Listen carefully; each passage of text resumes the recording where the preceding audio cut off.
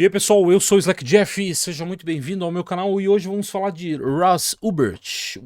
Bom, Ross Ulbricht, ele foi criador da Silk Road. Basicamente era um mercado aí de ilícitos, qualquer tipo de drogas e quase órgãos também lá na Dark Web, tá? Na Deep Web. Então ele foi criador e foi fundador dessa área, né? E ganhava muito Bitcoin, cara. Muito Bitcoin mesmo. Ganhou mais de quase $1 bilhão lá. Então foi uma coisa bem absurda, né? E ele foi pego e basicamente foi julgado, né? Por erros de OPSEC, a gente vai comentar nesse vídeo, nesse React aí, que é o Segurança Operacionais. E ele foi pego e condenado a duas prisões perpétuas mais 40 anos, tá? Ou seja, até pós-morte o cara ia ficar preso. Não ia ter nem pós-morte, né? Mas ele foi solto, foi absolvido no primeiro mandato do Donald Trump. Então ele acabou sendo absolvido. O Ross, ele era libertário, né? Por isso que ele acreditava nesse livre mercado aí, etc, etc, tá? Então faça mal, faça bem pro mundo todo, foda-se, vamos botar pra vender tudo. Então tem um artigo no Wired.com, tá? Muito importante aqui, se você quiser depois dar uma continuada aqui desse vídeo, alongar um pouco mais. Tem esse artigo que fala muito sobre o que aconteceu, tá? Eu sempre falo para meus alunos aqui sobre esse artigo aqui, que são em 2 ou 3 partes. Se você quiser ser aluno, slackjeff.com.br, acessa lá, o link tá na descrição, tem vários cursos de segurança digital, um monte de coisa. E vamos então reagir então a esse vídeo, tá? Vamos ver se a história tá correta e a gente vai pontuando em cima desse vídeo aqui, tá? Do Ross aqui, tá bom? 24 de maio de 2013. O canal é o Hackers do Crime. Eu vou já tá um like aqui e já tá? Então vou reagir aqui com vocês. Então 24 de maio de 2013, nessa época eu era sysadmin ainda. Trabalhava com sistemas Unix, né? Biblioteca Pública de São Francisco. Um cara de 29 anos, de cabelo castanho, se acomoda num canto com seu notebook. Usa jeans comuns, um moletom confortável. Parece um estudante qualquer usando Wi-Fi grátis para estudar ou sei lá o quê. Mas não é. O nome dele é Ross Ulbricht. Olha aí, cara, parece o Crepúsculo, irmão. Não parece?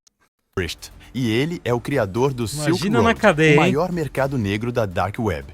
Ele mudou completamente a forma como o tráfico de drogas funciona, com mais de $1 bilhão em vendas. O irônico é que tudo parece normal. Atrás, uma mulher asiática folheia um livro, sem nem... O jeito que ele foi pego foi muito no telão, cara.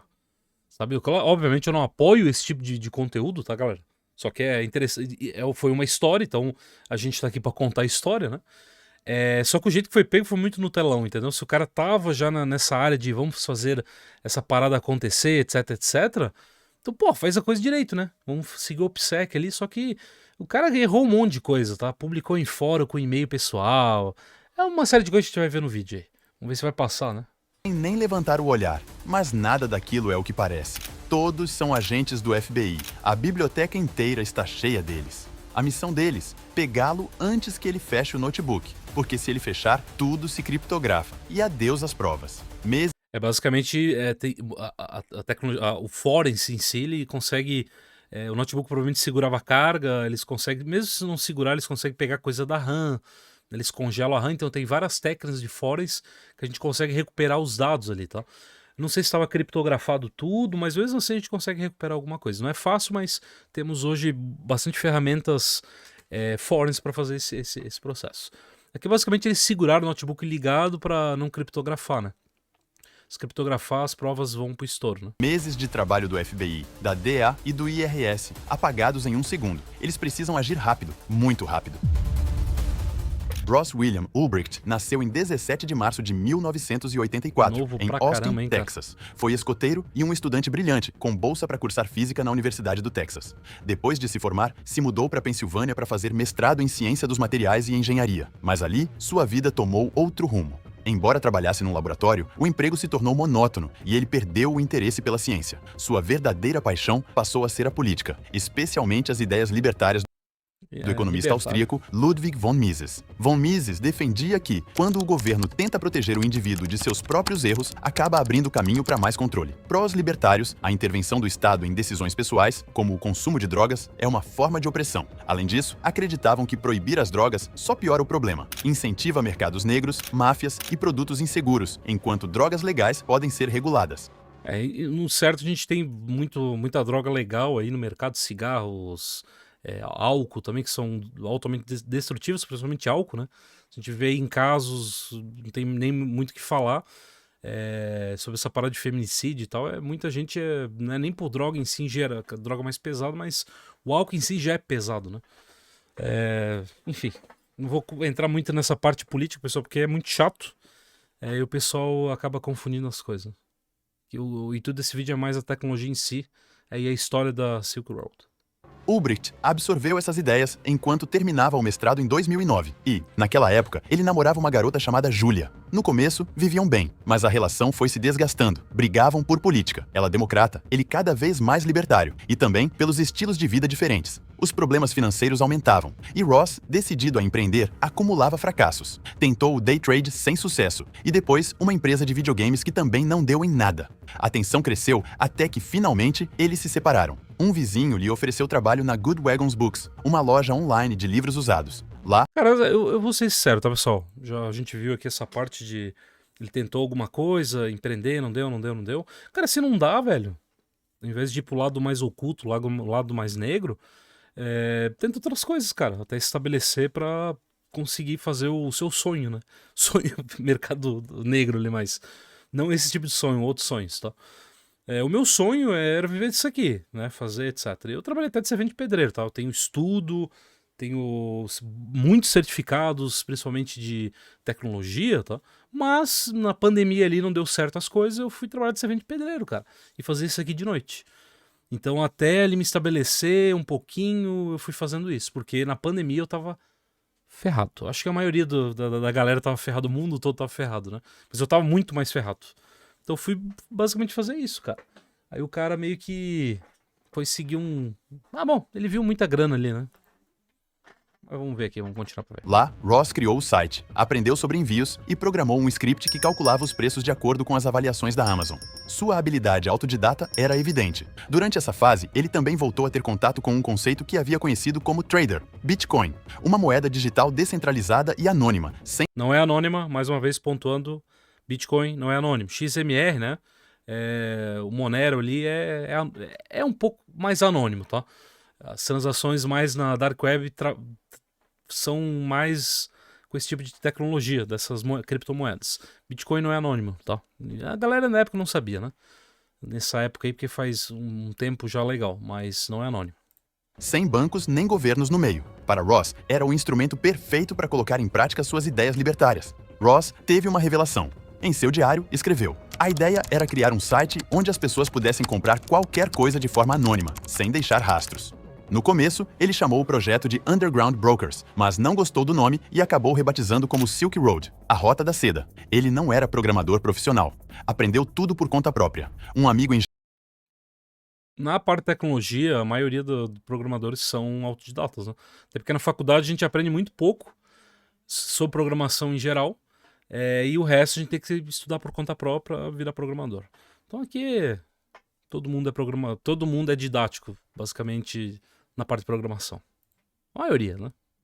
O engenheiro o ajudou no início, mas a maior parte do trabalho foi feita sozinho. Em fevereiro de 2011, com 26 anos, lançou o Silk Road. Um hacker ético chegou a avisar: isso aqui é uma porcaria amadora, mas o site funcionava. Para começar, Ross vendia cogumelos. Ai, cara. Armador. Pô, eu vou vender uns trecos muito doido aqui e vou fazer de qualquer jeito que funcione. Porra, os caras já alertaram que era ruim, né? Tinha muita vulnerabilidade, etc. Pô, é complicado, né? Cogumelos alucinógenos que ele mesmo cultivava numa cabana. Para atrair clientes, se infiltrou em fóruns como o shroomery.org e postou uma mensagem fingindo ser um comprador curioso. Achei um site chamado Silk Road. É um serviço na rede Tor, onde dá para comprar e vender qualquer coisa online de forma anônima. Alguém já ouviu falar? Era um tipo de spam disfarçado, mas deu certo. As pessoas começaram a entrar. Os cogumelos venderam rapidinho. Depois vieram outros vendedores, e com eles a explosão do site. Maconha, estimulantes, benzodiazepínicos, o que fosse. Ross cobrava uma comissão entre 8% e 15% por transação, e logo estava ganhando cerca de $25 mil por mês. Sua má fase tinha acabado. Ele até tentou voltar com a ex-namorada Julia, mas quando contou em que consistia o negócio, ela ficou horrorizada e terminou de vez. Não importou. Também o mundo não tá preparado pra isso, né, cara? Imagina que loucura. O Silk Road já era um fenômeno. Em meio a todo esse sucesso, um usuário chamado Nobby entrou em contato com ele. Dizia ser um traficante de drogas porto-riquenho e lhe ofereceu $1 bilhão pelo site. Ross recusou. Isso é mais que um negócio, é uma revolução. É o trabalho da minha vida. Nobby virou seu confidente, a única pessoa com quem ele podia falar sobre a vida dupla que levava. Fingir ser trader enquanto comandava um império digital. OPSEC, né? Então já errou aqui. O primeiro, já um elo quebrado. Ele passou a identidade dele, não sei se foi onde morava, etc. e não, mas passou a identidade que levava 2 vidas ali, etc. para uma segunda pessoa, né? Então o OPSEC foi quebrado aí, tá? Então provavelmente era alguém disfarçado ali, não tenha dúvida. Digital clandestino. O que Ross não sabia era que Nobby, na verdade, era Carl Mark Force, um agente disfarçado da DEA. O Silk Road não demorou para chamar a atenção das autoridades. A DEA começou a notar um aumento nos envios de drogas pelos correios e rastreou a origem... Os correios, cara. E tem mais relatos de pessoas que faziam isso, tá? Eu posso até trazer aqui pra vocês mais vídeos, mas pessoas que trabalhavam na Dark Web pelo correio dos Estados Unidos mandando ali pro mundo. Não sei se pro mundo todo, mas nos Estados Unidos, porque tinha uma brecha lá, etc. Até a Dark Web. O agente Carl Force liderava a investigação, mantendo sua identidade falsa como Nobby. Mas a pressão aumentou de vez quando, em junho de 2011, o senador Charles Schumer denunciou publicamente a existência do site. O FBI e o IRS entraram no caso, alarmados com o fluxo de dinheiro e os possíveis crimes fiscais ligados ao Bitcoin. O FBI colocou no comando Chris Tarbell, um jovem agente conhecido por ser obsessivo e disciplinado. Embora não fosse um gênio da programação, ele fez mestrado em ciências da computação porque entendia que o futuro do crime estaria no mundo digital. Na divisão de crimes cibernéticos... Em parte sim, né? O mundo estava movido para tecnologia, a gente já sabe, então muito crime digital, muito crime na vida real tá vindo pro digital, né? Isso é óbvio que vai acontecer. Hoje tem até traffics via WhatsApp, né? A gente vê que via Shedex ali, via WhatsApps, via iFood ali os caras mandam. Então tá vindo cada vez mais pro digital. Isso é óbvio que ia acontecer. Cibernéticos do FBI, Tarbell assumiu o caso do Silk Road sem pensar 2 vezes e o batizou de Operação Onion Pillar, a primeira grande caçada do FBI dentro da rede Tor. Para entender o Tor, é preciso... E difícil quebrar, tá? Nessa parte. A gente vai ver agora, eu vou te explicar um pouquinho melhor. Primeiro entender a Dark Web. A internet como usamos é só a superfície. Páginas indexadas pelo Google, acessíveis a qualquer um. Mas por baixo dela está a Deep Web, composta por sites não indexados, como e-mails privados ou bancos de dados internos. Não é só isso, então, se você tem uma empresa, por exemplo, que tem uma intranet, você faz parte da Deep Web, né? Não está indexado, não tem como... Não é público, basicamente. Então, faz parte da Deep Web. Dentro dessa camada mais profunda se esconde a Dark Web, um espaço feito para permanecer oculto, onde os endereços IP são mascarados e aqui não é só, a Dark Web não é só Tor, tá? Então a gente tem outras redes, Freenet, etc, etc. Então tem outras redes que se enquadram na Dark Web. Antigamente a gente chamava só de Deep Web, mas agora meio que se dividiu, Dark Web e Deep Web, tá? E lembrando, cara, aqui na Dark Web, no caso, que essas redes alternativas, não tem só coisa ruim ou só conteúdo ilegal, tá? Tem muita coisa interessante lá também, tipo assim, tutorial, principalmente tecnologia, programação, pessoa que gosta mais de anonimato. A própria rede Tor, por exemplo, e outras redes, mas mais o Tor, é muito usado por pessoas que estão em governos autoritários, né? Que não conseguem se comunicar, precisa se comunicar com alguém de fora. Então é muito usado nessa questão. Fora guerras que a gente teve aí, com aquela Primavera Árabe, acho que era. Eu acho que foi essa. Foi usado muito a rede Tor para se comunicar, né? Como que tava lá a guerra, etc. Porque foi cortado basicamente a internet para fora do país, mas eles conseguiram usar o Tor para isso. E também outros softwares ali, internamente não, mas outros softwares que davam para se comunicar ali com o pessoal da região ali, etc. E só se acessa com um software especial. Esse software é o Tor, que esconde a localização do usuário, enviando as informações por rotas aleatórias através... Essa rota aleatória é assim, cara. Deixa eu explicar pra vocês. Aqui não vai dar pra aparecer muito, mas eu vou até diminuir aqui pra vocês conseguirem ver. O Thor ele consegue botar 3 ou mais, tá? Mas o padrão é 3. Então tem 3 saltos aqui. A gente tem o Entry Guard, ou o guardião, que a gente chama, ou o Enter Node, Middle Node, que é o nó do meio, e um Exit Node, que é o nó de saída. E após isso é o destino. O Exit Node sempre vai se conectar ao destino. Hoje em dia, tá? Quando você se conecta na sua internet, se conecta na internet e pega o seu computador e acessa um site, o IP seu que vai ser mostrado no site, vai ficar registrado. Aqui no caso a gente passa por esses 3 nós, onde no nó do meio fica impossível quase rastrear a origem, né? No caso você, da onde está a máquina sua. E o exit node aqui, o último pulo, o último nó, é que vai acessar o destino. Por isso a rede Tor é tão lenta, porque não vai assim, 3 máquinas dos Estados Unidos. Não, normalmente o nó é dos Estados Unidos, outro da Alemanha, outro da Suíça, Brasil. Então é difícil rastrear justamente por esses 3 pulos que dá. É difícil, mas não é impossível. Porque nenhuma tecnologia é a prova de balas, né? Então, o Tor é bem interessante para essa parte. Bem interessante mesmo. Você pode, inclusive, eu tenho até um nó que você pode hospedar, tá? Eu recomendo sempre um Entry Guard ou um Middle Node, tá? Ou um Entry Node ou um Middle Node. O Exit Node, jamais. Por que um nó de saída não? Porque o nó de saída é muito perigoso, pode gerar processo, um monte de coisa, porque é ele que vai estar registrado no destino. Se alguém fazer coisas ilegais, o registro fica aquela máquina lá, tá? Então tem que tomar bastante cuidado aí.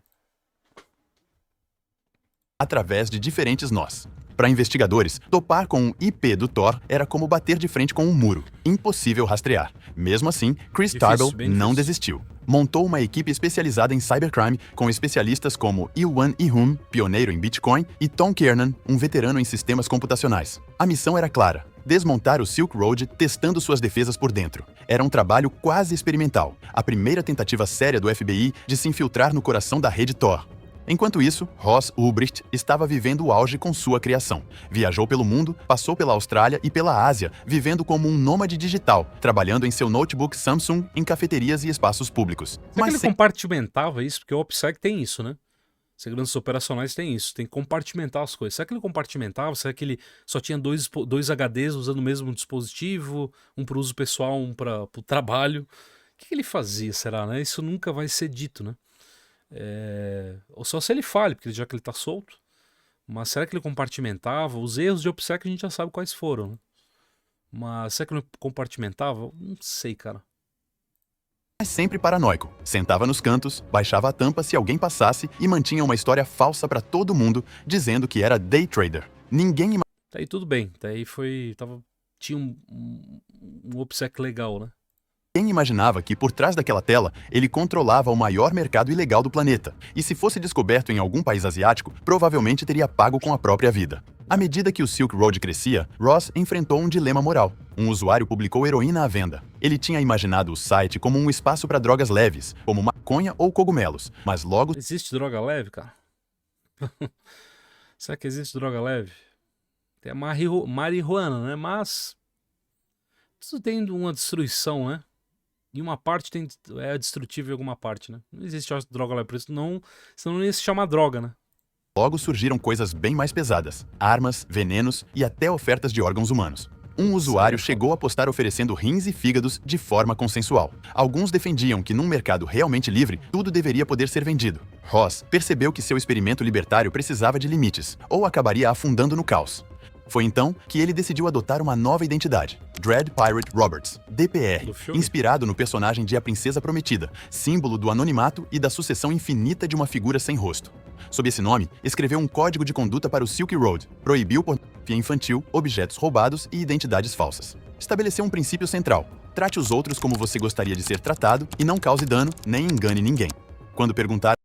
Causar dano? Enfim, né? Causou dano em muitas pessoas, né? O vício é coisa miserável, né, cara? Não sei se você compartilha do mesmo pensamento, bota até no comentário aí, mas o vício é coisa miserável, causa dano, porque a pessoa tá viciada, não sabe... Não adianta falar assim, sabe o que tá fazendo. Não, a pessoa tá viciada, é foda largar a parada e dano causa, cara. Tem como fugir muito, né? Perguntaram se permitiria a venda de órgãos, respondeu friamente: sim, se a origem for consciente, tudo bem. Assim... A origem consciente. Pô, vamos pegar um rim aí, vamos. De boa. Origem consciente, cara. Olha as ideias. Sim, se consolidou como o líder filosófico e moral do mercado mais controverso do mundo digital. O Silk Road já tinha se Cara, não sai da cabeça. Origem consciente. Me fala como que é a origem consciente aí, pessoal. Ah, vamos tirar um rim, eu tenho que pagar uma conta. Vamos tirar um rim seu? Não. Beleza, consciente. Quem em plena consciência vai querer tirar ali uma coisa tinha assim? se tornado o Amazon da Dark Web. Cada produto tinha descrições, avaliações e comentários que reduziam golpes e garantiam qualidade. Um usuário chamado Ivory comentou sobre um cristal de MDMA. It had a nice fizz and wish of smoke, ou seja, bateu forte e bem.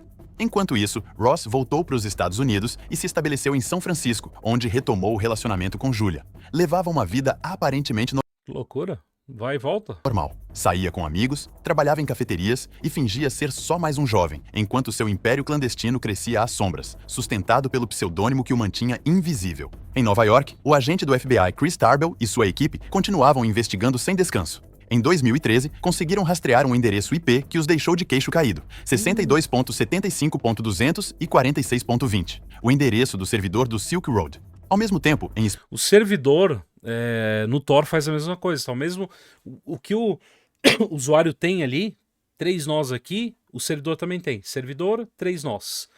Então tem a entrada lá do servidor, o IP, e a gente vai ter aquela rota de 3 nós ali também, tá? Então fica, daí tem um ponto de encontro ali. Então é um negócio realmente muito difícil de achar. Aqui foi algum problema que não explicaram, né? O vídeo não explicou, mas alguma coisa deu ali, tá? Algum errinho de configuração, alguma coisa vazou que chegaram ao destino, tá? Não foi por acaso, não foi pela quebra do Tor, não. Foi algum erro ali. Em Spanish Fork, Utah, a história tomava um rumo inesperado. Curtis Green, um homem de 47 anos, tomava café da manhã tranquilo em casa quando recebeu um pacote suspeito. Ao abri-lo, um pó branco se espalhou no ar. Antes que pudesse reagir, uma equipe SWAT arrombou a porta e o prendeu. Dentro do pacote havia 1 quilo de cocaína. Apavorado, Green implorou dentro da viatura policial: "Por favor, não me joguem na cadeia. Aquele cara tem milhões. Ele pode mandar me matar." O que os agentes logo descobririam é que Curtis não era um traficante perigoso, mas sim um ex-paramédico com dores crônicas que havia se registrado no Silk Road sob o apelido Chronic Pain. Incapacitado para trabalhar, começou a estudar química por conta própria até virar uma espécie de farmacêutico caseiro, o que o tornou útil no fórum de saúde do site. Lá, ele ensinava como reduzir riscos ao usar drogas, alertava sobre o fentanil e desmentia absurdos como injetar heroína no olho. Um dia, recebeu uma mensagem do próprio Dread Pirate Roberts: "Quero que saiba que seu trabalho não passou despercebido. Gostaria de te oferecer um cargo." DPR queria que Curtis cuidasse do atendimento ao cliente e de tarefas administrativas, como redefinir senhas. Mas antes, pediu uma prova de confiança, que ele enviasse uma cópia escaneada da carteira de motorista. Curtis, Será que enviou? Eu já sei que sim, né, mano? ingênuo mas grato, enviou. Assim ficou Putz, cara, que merda, cara. Como você vai pegar e enviar um documento seu pra uma pessoa anônima que vende drogas, pode cair a qualquer momento, você vai fazer o envio, cara. Que loucura, velho. Não é loucura? O que você acha? ficou completamente exposto diante de um chefe invisível. Sem saber, acabava de selar seu destino como o primeiro funcionário identificado Meu do Deus, Silk que Road. loucura. Quando o SWAT invadiu a casa de Curtis, estava acompanhado de agentes da DEA dentro da Operação Marco Polo. Várias agências perseguiam o Silk Road. A Marco Polo era comandada por Karl Mark Force IV, o mesmo que na web fingia ser Nob, o traficante porto-riquenho que conversava com DPR. Force organizou o envio da cocaína para Curtis para pegá-lo em flagrante. Depois de preso, Curtis começou a falar. Contou que era ex-paramédico, que achava que o pacote continha N-bomb e que só queria ajudar. Quando se acalmou, o agente Force chegou a lhe dar o próprio número e disse para ligar quando saísse da cadeia. Ross, por sua vez, percebe que o Chronic Pain não responde no atendimento ao cliente. Ao buscar no Google, descobre a detenção de Curtis. As coisas pioram quando o outro funcionário, Inigo, avisa que faltam $350 mil em Bitcoin em várias contas do Silk Road e que rastreou os Eu não sabia que tinha tanto funcionário assim, não. movimentos até contas vinculadas a Curtis. Esse aí não foi o Chronic Pain ali, não, tá? Isso ali foi os próprios agentes da FBI que pegaram esses bitcoins aí, tá? Fora o governo também dos Estados Unidos comeu, né? Todos os bitcoins ali, mas esses 2 agentes ali pegaram essa quantia em bitcoin ali. Não sei se foi restaurado, mas acho que sim, né? Ross entra em pânico. Prenderam um dos seus homens mais leais, que além disso, poderia ter roubado fundos e já ter começado a falar. Desesperado, Ross recorre justamente a Nob para manejar o assunto com violência. Envia o documento da carteira de motorista de Curtis e pede que resolvam o problema. Nob, ou seja, o agente Force, responde com opções. Você quer uma surra, um tiro ou uma visita paga? DPR responde. Eu gostaria de uma surra e depois que o obriguem a devolver os bitcoins roubados. Não sei bem como são essas coisas. Force aceita, faz Curtis assinar um termo de isenção de responsabilidade e monta uma cena falsa. O afogam no vaso sanitário e gravam, para enviar o vídeo a DPR como prova da represália. Enquanto espera a resposta de Nob, DPR conversa com Cinnamon, outro colaborador, sobre quando uma traição merece uma Olha, não é o ambiente do Linux, né? Cinnamon. resposta mortal. Esse diálogo o faz refletir. Finalmente ele volta a escrever a Nob. Ok, você pode mudar a ordem para execução em vez de tortura? Ele esteve na equipe por um tempo e agora que foi preso tenho medo de que cante. Nunca matei um homem nem mandei matar ninguém antes, mas é o certo aqui. Quanto isso vai custar mais ou menos? Menos de 100 mil? Você já matou ou mandou matar alguém antes? Force. Lembrando, galera, que o Ross ali ficou só alguns anos preso, né? Aí foi teve liberdade ali pelo Donald Trump, tá? Então, isso aí, galera, se era de verdade, foi concretizado, já não é justo o cara sair, né? Tinha que no mínimo pagar uns 40 anos, né? Porque mandou matar alguém, né? Tirar a vida de alguém. Então, vai cair a minha casa por causa disso. Foda-se. Mandou matar alguém. Só que teve a liberdade, né? Force e seus companheiros planejaram uma armadilha para fazer DPR acreditar que Curtis Green havia sido assassinado. Prepararam uma cena falsa com fotos de Curtis caído no chão e as enviaram a DPR, que, acreditando que o serviço estava feito, transferiu 40 mil dólares para uma conta controlada pela polícia. Embora não tenham recuperado o dinheiro roubado, DPR enviou mais 40 mil depois de ver as imagens. Nas mensagens, um agente disfarçado perguntou: "Você está bem?" DPR respondeu friamente: "Eu não queria ter que matá-lo, mas eu o fiz. Está feito." Enquanto isso, em Nova York, o FBI descobriu que o servidor real do Silk Road estava hospedado no Tor Data Center, na Islândia, um centro movido a energia geotérmica. Tarbell viajou até lá e conseguiu uma cópia da unidade que continha uma réplica completa do site. Quando é servidor assim, pessoal, normalmente não é criptografado, só se tem colocation, né? Quando você pega, a empresa pega e bota um servidor lá na empresa onde hospeda, aí você consegue criptografar o servidor. Nesses casos, normalmente não é criptografado. Salvo algumas raras exceções que a gente consegue ele pegar um servidorzinho ou outro que seria criptografado o disco, tá? Mas a sua grande maioria não é criptografado o disco. Aí, se for no local fisicamente, até os próprios administradores lá conseguem ver o conteúdo, tá? Porque não é tão difícil assim acessar o dispositivo. Porque, como eu falei, normalmente não é criptografado o disco quando não é colocation. Algumas vezes, a maioria das vezes, na verdade. Nesse servidor, encontraram um registro com um nome inesperado. Ross Ulbricht era a primeira conexão direta entre o homem e o maior mercado negro da Pagou com o cartão dele, certo? Dark Web. Para fortalecer o caso, o FBI trabalhou junto com outras agências. Em uma reunião, Mas o OPSEC foi quebrado mais uma vez aqui, né? Vincular ele ao super projeto. Conheceram o agente Gary Alford, do IRS, o Serviço Interno de Impostos. Com poucos recursos, Alford recorreu ao método mais simples, buscar no Google. Encontrou a primeira menção ao Silk Road em um fórum chamado shroomery.org, publicada por um usuário chamado Altoid. Então, ele pesquisou sobre Altoid e o encontrou em outros fóruns, no Bitcoin. Isso aí eu falo sempre para meus alunos, essa parte da história. Na verdade, ele não procurou que estava... Ele estava pedindo uma informação sobre como trabalhar lá no site dele, né? Programar alguma coisa lá em PHP, alguma coisa do tipo. E ele vinculou ali, então, o e-mail pessoal dele. Eu acho que vocês não estão vendo aí. Pera aí, deixa eu ver aqui. O e-mail pessoal dele, ele vinculou com meio que o projeto, né? Então, quem foi atrás, ele meio que certo falou do projeto. E ele fez essa vinculação pessoal. Então, ou seja, ele não compartimentou... muito bem ali essa parte também. Muito bem não compartimentou, né? Não fez esse compartimento aí adequado pro OPSEC. Então, cara, o cara que... contra a medida... É foda, cara. Nem comentar aqui. Que a casa ia cair, obviamente, né? Fez o vínculo ali, não tinha nem muitas contramedidas a serem utilizadas ali. O modelo de ameaça dele é bem alto, né, cara? É mais alto que o seu, que o meu, com uma pessoa pública, é muito mais alto que o cara tá fazendo uma coisa totalmente legal, né? Então, complicado, cara. não compartimentou, teve um monte de erro de OPSEC aí. Normalmente essa galera aí cai por causa do OPSEC, tá? Normalmente é isso. Não faz uma operação tão segura assim, etc. bitcointalk.org.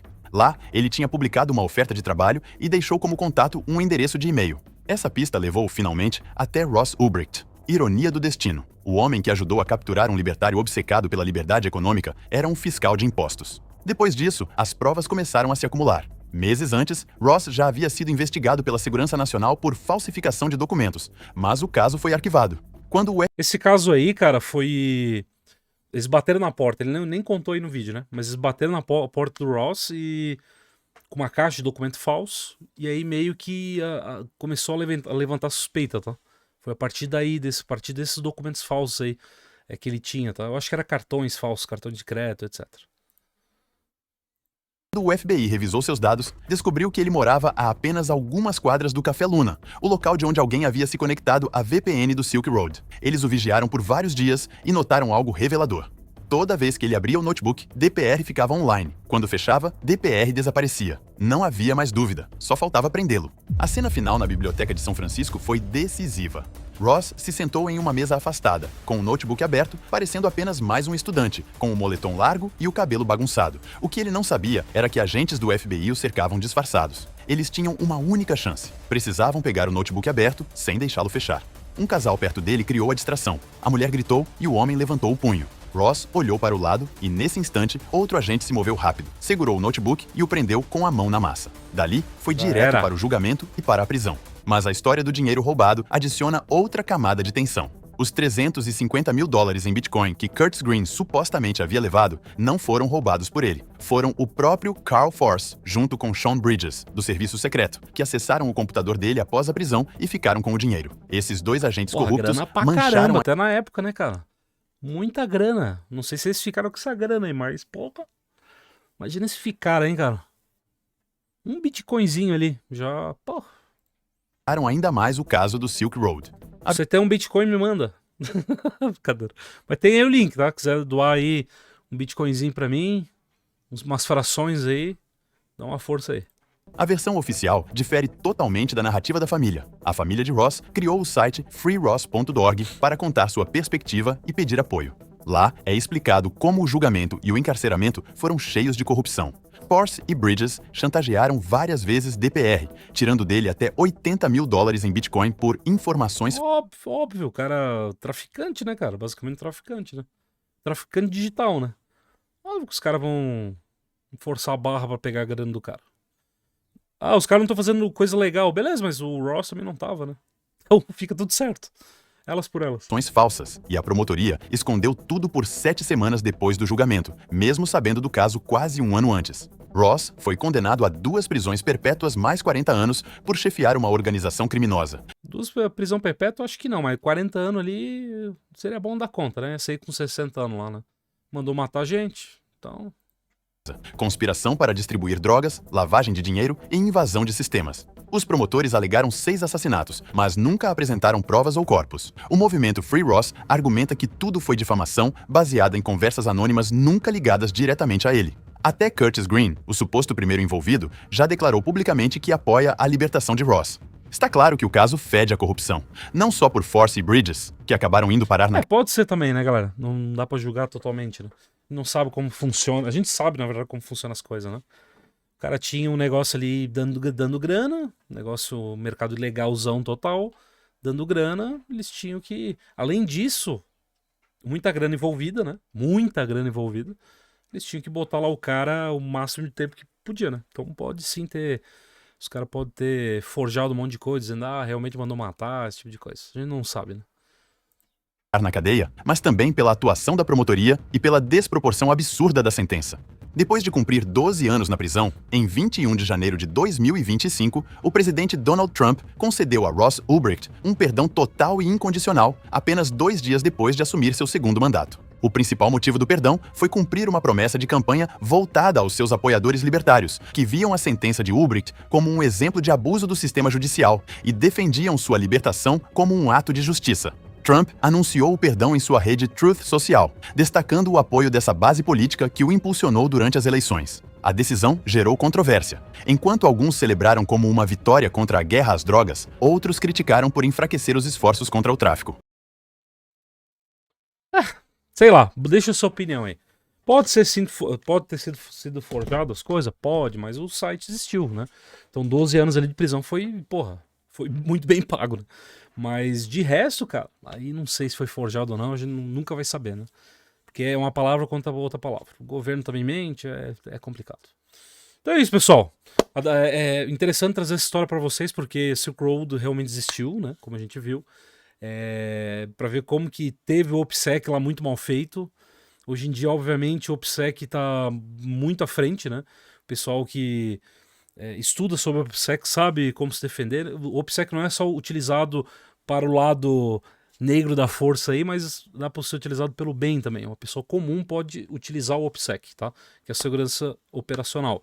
Então, a gente vê o que a pessoa tá tentando tomar cuidado, a gente lança contramedida, e sim, aí vê as ferramentas, então a gente tem todo um processo a ser seguido aí no OPSEC.